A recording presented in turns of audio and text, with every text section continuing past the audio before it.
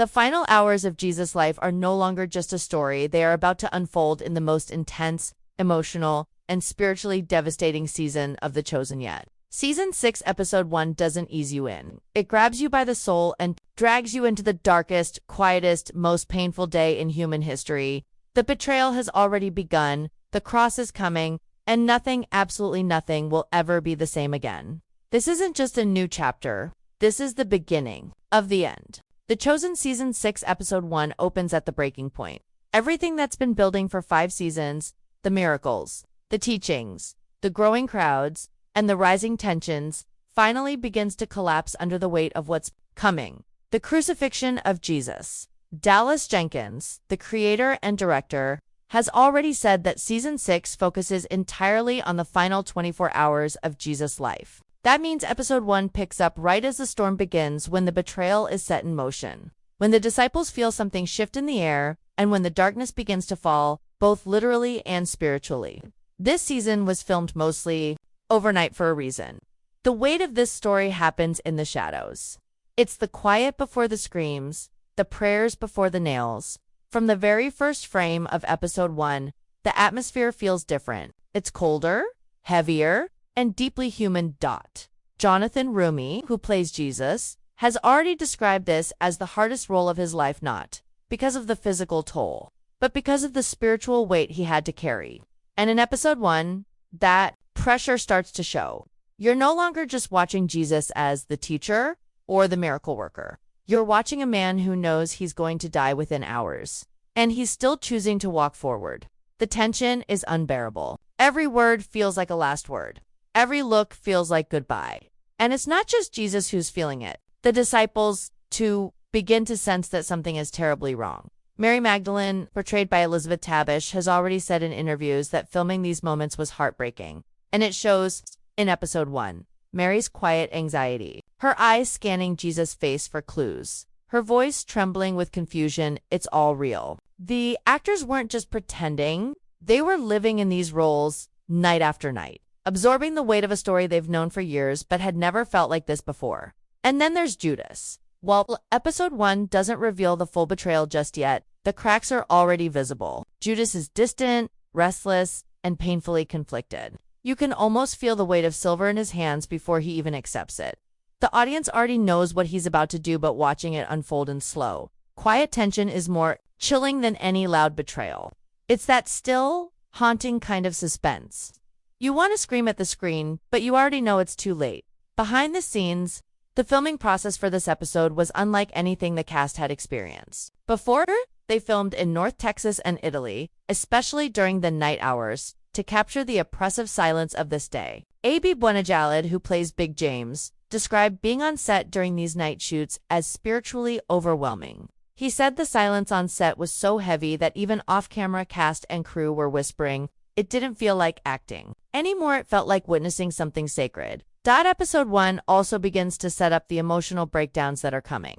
Peter is anxious and angry. Thomas is confused. Matthew is searching for logic in something that makes no sense. And as the camera lingers on each of them, you see a group of friends who are about to be torn apart, and they don't even realize how little time they have left. This is the beginning of the end of their journey with Jesus as they know it. And that realization hits like a slow-motion punch to the chest. There are no cheap emotional tricks in Episode 1. No manufactured drama. Everything hits hard because it's built on 5 seasons of connection. We know these characters. We've cried with them, laughed with them, hoped with them. And now, as the darkness closes in, we're watching them fall apart. Slowly, silently, heartbreakingly. Dallas Jenkins said the team went into this season knowing they had to get it right. This isn't just entertainment. This is sacred ground. And maybe that's why Episode 1 is so overwhelming. Because even though we know how this story ends, it doesn't hurt any less to watch it begin. The slow unraveling of hope, the rising sense of dread, and the way Jesus still smiles even when he knows what's coming, it's almost too much. But we can't look away. As The Chosen Season 6, Episode 1 moves deeper into the final day of Jesus' life. The tension tightens like a rope pulled to its limit. Every conversation feels heavier. Every moment lingers longer. The disciples don't yet know what's coming, but Jesus does. And you can feel that crushing awareness in every scene. There's a sense that time is running out, and the weight of what's about to happen hangs in the air like a storm cloud. It's not loud, it's not chaotic, it's silent, heavy, sacred, and episode 1 embraces that stillness, forcing us to sit in the quiet and feel the pressure building from within. One of the most striking things about this episode is how it captures the emotional disconnection between Jesus and his followers. He's trying to prepare them gently, lovingly, but they don't fully understand. Not yet. We've watched these men and women follow him for years. We've seen their loyalty, their confusion, their miracles, but now that bond is being tested. Jesus speaks of his death in riddles they don't want to solve. He warns them that one of them will betray him, and the shock in their eyes is almost childlike. They still believe they'll protect him, that this can't happen, that somehow he'll walk away from all of this. But Jesus knows they won't, and he won't. Dallas Jenkins has said that this season is not about action, it's about the soul. And episode 1 proves that. There's very little movement, but so much emotion. Watching Jesus try to comfort his friends when he's the one about to suffer is devastating. He washes their feet, he shares one final meal. And even though the crucifixion isn't happening yet, you feel its shadow in every word. The cross is near, and Jesus is already carrying it emotionally, spiritually, while still trying to shield the people he loves from what's coming.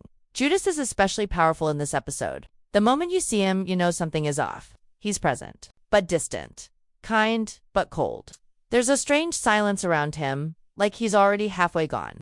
The others don't see it, but Jesus does. And there's a heartbreaking moment where their eyes meet. Just for a second. No words, just a glance. And it's like they both know. The betrayal has already happened in Judas. Heart-tit just hasn't played out yet.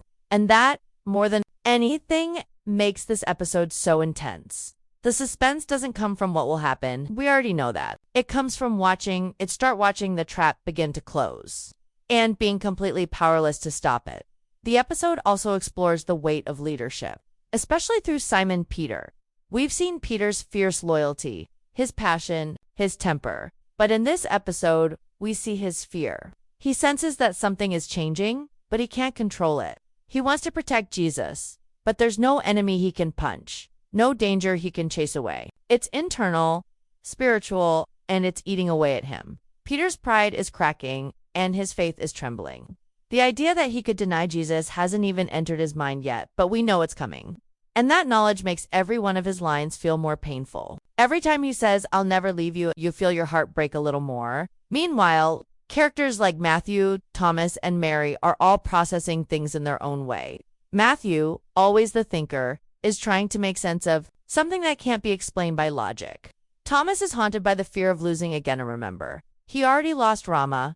And Mary, she's watching everything unfold with eyes full of sorrow. She's seen too much to ignore the signs. She knows something is coming, but even she can't prepare for what's next. Episode 1 doesn't use music to manipulate your emotions. It doesn't need to. The silence speaks volumes. Long pauses, deep breaths, shaky voices. The realism of this episode is what makes it so overwhelming. It doesn't feel like a Bible drama, it feels like you're in the room with them, witnessing the beginning of the end.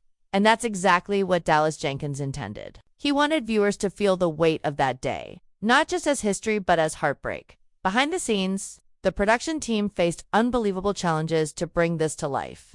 Filming mostly overnight meant the cast and crew had to reset their entire internal clocks. Elizabeth Tabish said it started to feel like they were living in another world, one where daylight didn't exist, and all that remained was this sacred, haunting darkness. The crew was often silent between takes, not because they were told to be, but because the atmosphere didn't allow for anything else. Something about this story, this moment, demanded reverence. Episode 1 also sets up something incredible: the dual nature of Jesus. On one hand, he is still the compassionate, loving man we've known from the beginning. But on the other, we begin to see the agony, the loneliness, the dread of what's coming. Jonathan Roumie's performance shows this perfectly. His eyes are tired, his voice is softer, his presence feels heavier, and it's clear he is carrying something too great for any human to bear. Yet he bears it anyway. We all know what's coming: the betrayal, the garden, the arrest, the trial, the cross. But episode 1 doesn't rush to any of that. It lingers. In the moments just before, the quiet, the confusion, the love, the loss. It's a slow descent into sorrow. And that's what makes it so devastating. It makes you feel every step of the journey, and maybe that's the most powerful thing about this episode. It reminds us that before there was victory, there was grief. Before resurrection, there was death. And before salvation, there was unbearable pain. And we are about to walk through all of it one moment at a time. As The Chosen Season 6, Episode 1 draws closer to the final hours of daylight, an eerie stillness takes over. It's the kind of silence that comes not from peace, but from fear. The kind that settles over everything when people know something is about to break, but they don't know when or how. That's what this episode captures so perfectly. The tension between love and fear, hope and grief, light and shadow. The disciples are still clinging to what they believe Jesus is about: to restore the kingdom, defeat Rome, take his place as the Messiah they've always imagined. But Jesus isn't preparing for victory. He's preparing to suffer. And that contrast creates a devastating emotional collision. Episode 1 doesn't waste time on unnecessary drama. It focuses, scene by scene, on the hearts of the people closest to Jesus and how unprepared they truly are. We've seen them heal the sick, cast out demons, travel far from home. But nothing could have prepared them for this day. And Dallas Jenkins has made that crystal clear. This episode is not just about what's happening, it's about what's being felt. Every choice Jesus makes, every step he takes, feels like a goodbye. And even though no one says it out loud, the sense of finality hangs in the air like smoke. Judas becomes harder to watch as the episode unfolds. His silence screams. He looks at Jesus with eyes that don't hold the same trust they used to. He's slipping away, and not even he fully understands why. That's what makes his betrayal so painful. It's not cartoonish evil or cold calculation. It's confusion, fear, disappointment, the idea that maybe he's been wrong, maybe Jesus isn't who he thought he was, and maybe it's time to do something about it. Judas' fall isn't fast, it's slow, agonizing, and heartbreaking. And in episode 1, we see him at the edge of that decision, staring into the abyss with no one to stop him. There's one moment that hits especially hard. When Jesus speaks about suffering, not in a metaphorical way, not as a parable, but clearly, openly, as if he's trying one last time to help the disciples understand that the road ahead doesn't lead to a throne, but to a cross. And still, they don't get it. Not fully. How could they've seen him calm storms and raise the dead? The idea that he could be defeated doesn't make sense to them. And that's the tragedy. They love him deeply, but they don't yet see him fully. And that gap between who they think he is and who he really is, it's about to cost them everything. Peter continues to struggle. His emotions are raw and boiling just beneath the surface. He wants answers, certainty, control. But Jesus offers none of that. Instead, he offers peace. Not the peace of a soldier, but the peace of a man who knows what must happen and has already surrendered to it. And that drives Peter mad. He doesn't understand how Jesus can be so calm when everything is falling apart. He doesn't see it yet, but soon he will. And when he does, it will break him. That's the beauty and the tragedy of Peter's journey. Mirrors so many of our own: the desire to fight, to protect, to hold on, only to realize that sometimes the greatest act of love is letting go. The women in this episode are also powerful, especially Mary, both Magdalene and the mother of Jesus. They say very little, but their presence is overwhelming. They watch, they listen, they feel. And their silence says more than words ever could. You can see it in Mary Magdalene's eyes, that mixture of awe, fear, and heartbreak. She knows Jesus. She's seen what he can do. And yet, she also sees something in him now that frightens her. A distance, a sorrow, a goodbye. Elizabeth Tepp said in interviews that filming these scenes felt like grieving someone in real life. And when you watch her in episode 1, you believe it. Mary, the mother of Jesus, says even less, but her presence is a force all its own. She watches her son with a kind of quiet understanding that no one else has. She knows what he came to do. She's known it for years, but knowing doesn't make it hurt any less. And in this episode, we begin to see the weight she carries as a mother, not of a king or a prophet, but of a son she's about to lose. Jonathan Roumie's portrayal of Jesus continues to evolve in episode 1. He's more withdrawn, more inward. He smiles less, speaks softer. Every gesture is deliberate, every word soaked in meaning. You can tell he's preparing mentally, emotionally, physically. And what's most haunting is that he's not asking for help. He's not asking to be saved. He's simply walking forward, knowing full well what's on the other side. And still, he walks. That's what makes this episode so deeply moving. Jesus doesn't resist what's coming. He embraces it.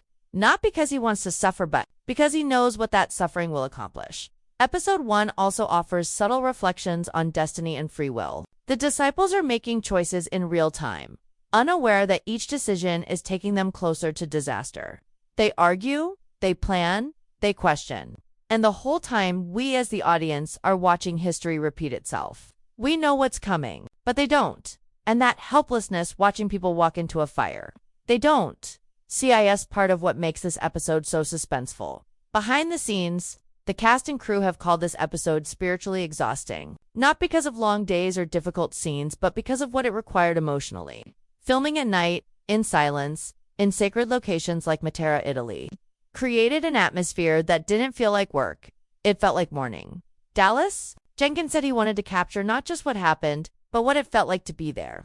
And from what we've seen in episode 1, he's done exactly that. This isn't just another season. This isn't just another episode. This is the beginning of the crucifixion, the start of the end, and even if we've heard the story 1,000 times, the Chosen finds a way to make it hurt again, to make it real, to remind us that before there was resurrection, there was heartbreak, and now we're about to live through every minute of it.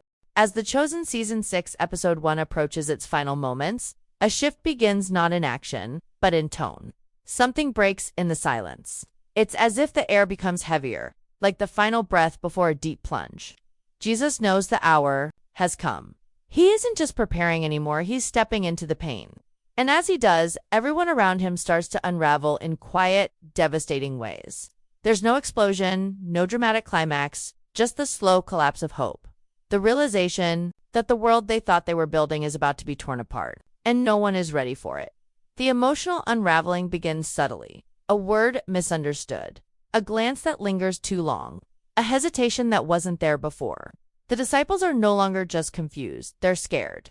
Their confidence in Jesus is still strong, but it's shaken by what they don't understand. Why is he speaking like this? Why is he warning them, talking about betrayal, about dying? They want to believe it's symbolic, that he'll rise again, or disappear like he did before, only to return in power. But deep down, they feel the truth, clawing its way to the surface. This time, it's different. Judas' internal war becomes even more visible. He sits at the table, surrounded by friends who trust him, while secretly preparing to hand over the man who changed his life. And the brilliance of episode 1 is that it doesn't paint Judas as purely evil. It shows his pain, his confusion, the slow poisoning of doubt and pride. The feeling that maybe Jesus isn't doing what he should be doing, that maybe he has to take things into his own hands.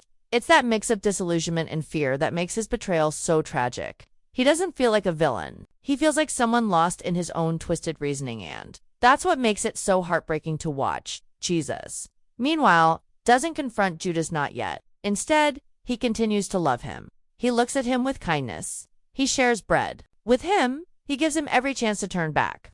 And Judas doesn't. That moment alone is enough to leave your heart in pieces. Because we know how this ends. We know the kiss is coming. But Jesus doesn't force it. He lets Judas choose. And somehow, that choice freely given is more terrifying than any act of violence. The supper itself is sacred and painful. We've seen this moment in countless depictions of the Last Supper. But The Chosen does something rare. It slows it down. It lets us feel it. When Jesus breaks the bread, he's not just fulfilling prophecy. He's saying goodbye. When he passes the cup, he's not just performing a ritual. He's offering his blood in advance, knowing they don't understand. And when he speaks of a new covenant, his voice cracks not out of fear, but out of love. He knows they won't get it until it's too late. But he still offers it freely, because that's who he is. Butter grows more unstable during this part of the episode. His desperation is rising. His heart is breaking, and he doesn't know why. Every instinct in him is screaming to do something, to protect, to fight, to stop. Whatever this is. But he's helpless. And Peter doesn't know how to be helpless. He promises loyalty. He swears he'll die before denying Jesus. And we know what's coming. We know those words will return like knives. That moment when Jesus tells Peter he will deny him 3 times lands like a thunderclap in the silence. And Peter's face, shocked, ashamed, confused, says it all. It's not just disbelief, it's heartbreak. He doesn't yet know how fragile he really is. Meanwhile, The rest of the disciples sit in stunned silence. Their teacher is telling them the end is near, and all they can do is sit frozen as the world they knew begins to slip away. Some try to ask questions, others look away. But no one, not one of them, truly grasps what Jesus is saying, not until it's too late.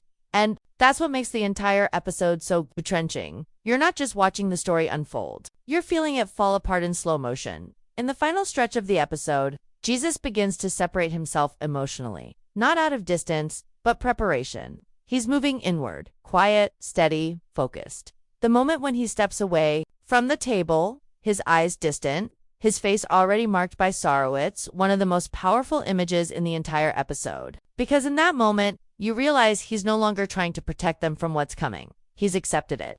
And now, it's beginning.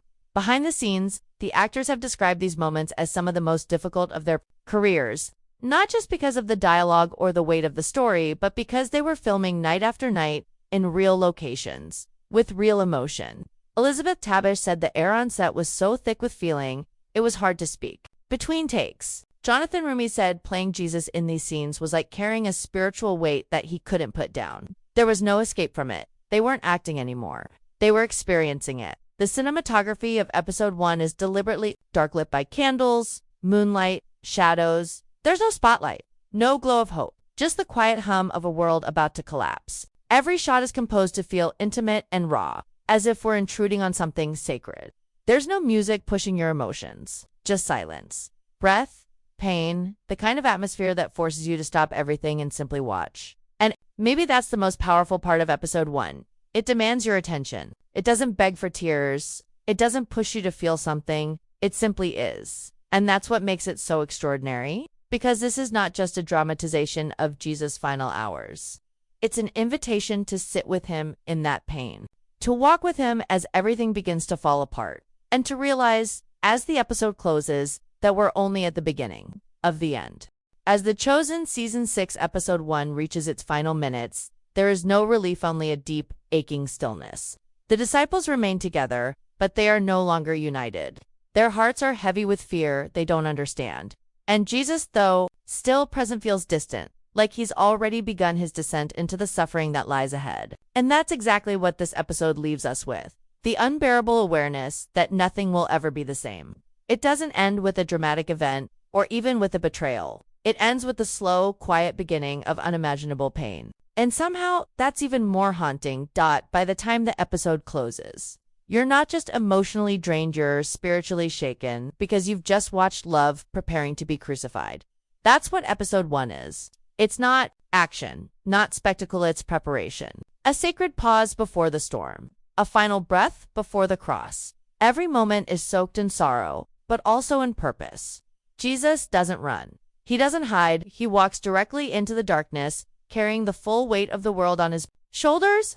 And the fact that he does so silently, surrounded by people who still don't fully understand him, that's what makes this story hurt the most. The last few moments of the episode are deeply symbolic. The camera lingers on faces we've grown to love: Peter, still trembling with a mix of loyalty and pride; Mary, watching Jesus with silent grief; Matthew, searching for answers in his mind; and Judas, slipping quietly out of the room. No one stops him. No one notices, but we do. And that image, Judas disappearing into the night, is more chilling than anything else, because it means it's already begun. And then Jesus steps into the night alone, calm, knowing what awaits him. The darkness swallows him slowly, and the screen fades not with sound, but with silence. And that silence says more than words ever could, because it tells us what's next. The betrayal, the arrest, the garden, the blood, the cross. And we are not ready for it. Dallas Jenkins said he wanted to capture the spiritual agony of this day, not through spectacle, but through stillness. And he succeeded. Episode 1 is not about what you see, it's about what you feel. And what you feel, as the credits roll, is grief. Not just for what's coming, but for the innocence that's already been lost. The trust, the peace, the moments of laughter and hope from previous seasons feel like memories now, fading in the distance. Because everything is about to change. The brilliance of The Chosen is that it doesn't treat Jesus as a distant figure. It brings him close, makes him real. And in this episode, that closeness is what breaks us. We see his strengths, his sorrow, his silence, his love, and we realize this isn't just a story we've heard before. This is something we're feeling for the first time. That's why it hurts. That's why it lingers. Because we've walked beside him for 5 seasons and now we're about to watch him suffer. Jonathan Roumie's performance is unforgettable. You can see the wariness in his eyes, the depth of sadness in his quiet moments. He doesn't cry or scream, but you feel the agony pressing against his soul. He's not just portraying Jesus, he's carrying him, and the weight of that is crushing. It's what gives the episode its power. It's what leaves you breathless. And yet, through all the heartbreak, there's something else, something quiet, almost invisible. Love, unshaken, undeniable. Even in the face of betrayal, abandonment, and death, Jesus still loves. He still gives. He still walks forward. And that truth is what stays with you long after the episode ends. It's not the suffering that defines him, it's the love behind it. A love so powerful, so pure, that he'd walk into the darkest night of human history just to save the people who would betray, deny, and abandon him. This is just episode 1, the beginning of the end. And already, it's one of the most powerful hours of television The Chosen has ever delivered. If this is how the season begins, then what lies ahead will be nothing short of soul-shattering. We're not just watching a story, we're walking through sacred ground. So as we wait for episode 2, remember, the silence is not empty, it's full of meaning, full of love, and full of pain. The journey to the cross has begun and we're going to feel every step. Stay with this story. Stay with him. The darkest day has begun, and the light is still far away.